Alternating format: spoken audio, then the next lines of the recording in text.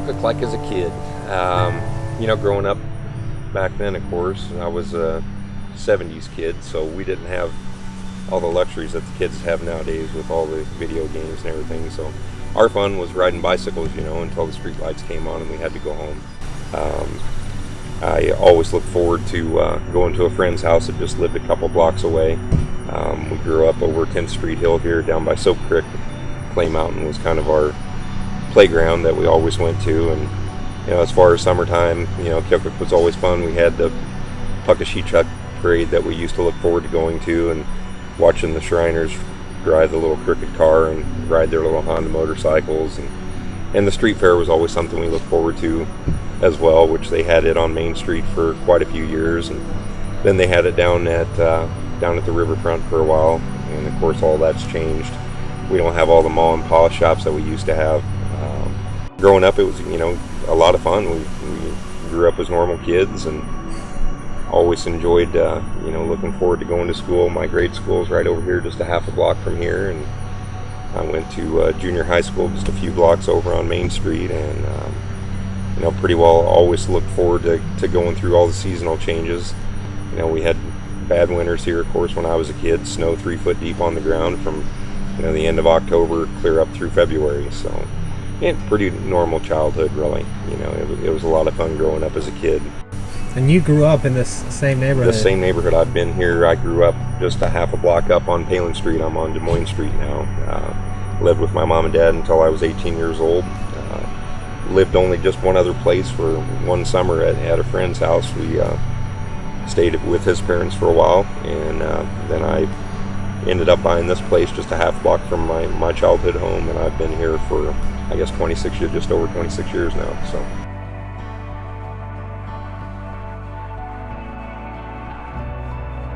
As you can see, David S., 1980. Of course, they've sided the place and everything since, but I think times were completely different then. I mentioned earlier about peer pressures. We've lost a lot of key, crucial jobs in this area, which has really put us in kind of a down mode as far as reason for people to be here or to bring new people to our town. Our population when I was a kid was close to 15,000, and now I don't even know if we have 10. So things have really changed a lot. Of course, with the loss of jobs, and a lot of people are on state aid or are on welfare, and we have a lot of drug issues and stuff here now. There's all kinds of issues with methamphetamine and all kinds of busts, even right here in this neighborhood. So things have changed a lot in that aspect. Not that there weren't dangers as a kid growing up. We had Four Corners, which was a bar. That was the only place I was never allowed to go on my bicycle, was down to Four Corners, because you heard of bad things happening down there occasionally, but you just didn't have the peer pressures and stuff that you do now. It's changed in that way, huge. Like the shingle siding on it, it was kind of a greenish color. This is you can see my handprint there. It's changed considerably since 1978. But you can see, and it says, and my YZ80. That was my second dirt bike. Actually, my very first motorcycle I had was an Indian 50 I got from KST shop, was Bob Thompson's shop. The main reason I stuck around, I started after I worked at Jackson Retail after high school. I really tried to get into the machinist field. Won an industrial arts award my senior year of high school, and was really wanting to get into a machine shop, and the job market just wasn't there. And I had the opportunity to get on with a factory here that was called Trellex Morse at that time, and I was able to get into the machine shop there, and was dating a woman at the time. We eventually ended up getting married. I had 3 beautiful girls.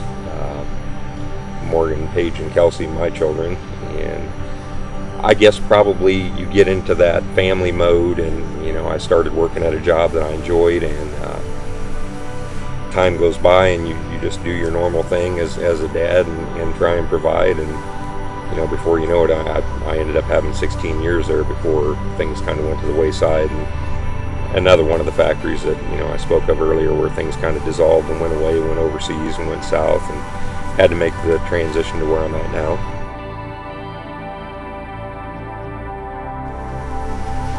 Probably, yeah. I mean, we always look forward, like I mentioned the street fair. I mean, to me, that was one of our main things that I looked forward to as a kid. Because we could ride our bicycles down, and that to me was just a hometown thing that all the kids, all the neighborhood kids, everybody just enjoyed looking forward to that. Same with the parade. To see the community come together, and you get to see all your buddies and all your friends, and that probably to me sticks out more than anything as being part of Keokuk was our street fair.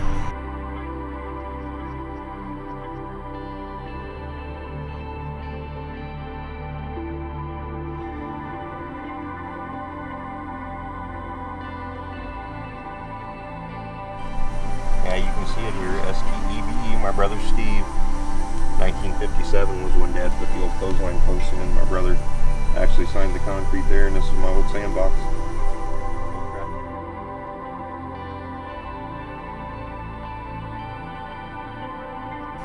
Of course, I guess things have changed because my first wife and I are separated, divorced, and of course I'm remarried now, and my kids are grown. And I'm looking at hopefully within the next 10 to 12 years maybe being done with my career. And we really enjoy going to Florida.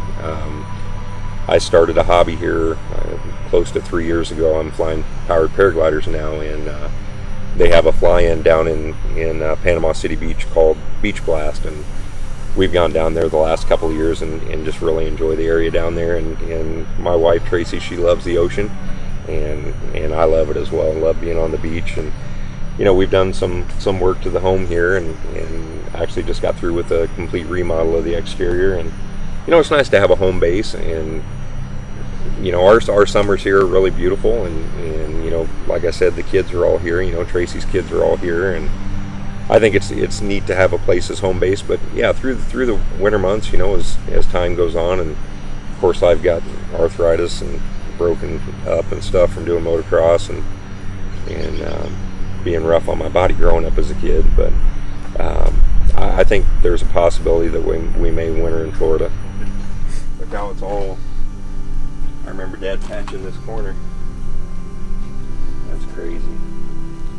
That is absolutely nuts. Mom had the washer and dryer here, and she used to have some beautiful plants and stuff that she used to keep on the shelf there. Of course, the kitchen, there was a pantry on that side,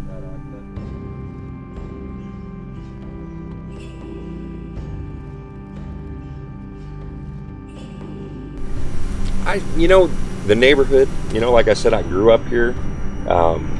Mrs. Knoll was a neighbor. She's of course passed away since, and all the people that were here, this was Adkins' house. Mrs. Dinkle lived over here, Mr. Kelly across the street. It's something, even when we do travel or go on trips, it's always nice to come back home, because I feel like this is my roots. And me being, at my age now, I'm one of the people that I see as Mrs. Knoll or Mr. Kelly across the street. I'm one of the older guys now in the neighborhood, and it's kind of a neat feeling to be, at home here and at peace with what I know, and that's my home here. What is that like to transition to being one of those characters? It really kind of dates you. I mean, it makes you feel like, when I was a kid, they built this house, and I watched them build this house. It was built in '82. This was all woods when I was a kid, and I had a bicycle trail that ran through where the trailer is up here, all the way through Caddy Corner and out the corner. And I think about that, and it seems like forever ago. But in all honesty, I can still picture every single little curve in that trail that came out through here, and I walked right by here down the sidewalk to my elementary school. And does it make me feel old? I won't say it makes me necessarily feel old. It just makes me feel like I've matured. And it's kind of neat to see young kids go by now. It's like, I rode my bicycle down this street, and I skateboarded down the hill over here, and it's just home. I feel it's home, and I'm glad to be one of the veteran neighbors now.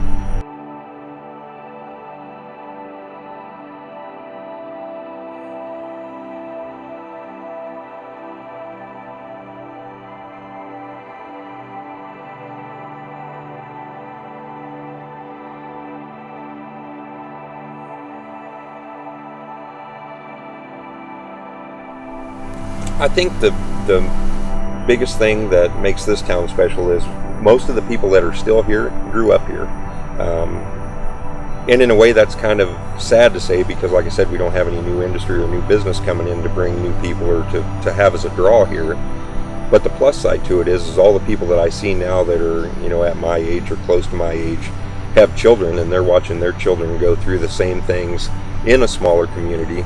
I don't have to worry about, the kids going through a metal detector, to check for guns or knives when they go to class in school, and I think that's a great thing about, raising kids in a community like this, even though we've got the peer pressures and the severe drug abuse and sales and everything else, manufacturing that goes on around here. It's just kind of neat to know that this is a town that has been, generation after generation after generation, and you still have the people that take pride in it. I put a lot of money into the home with a remodel. Everybody says, why would you do that on Des Moines Street? It's because it's my home. It's where I grew up. This is home to me. And I'm proud to say it's my home.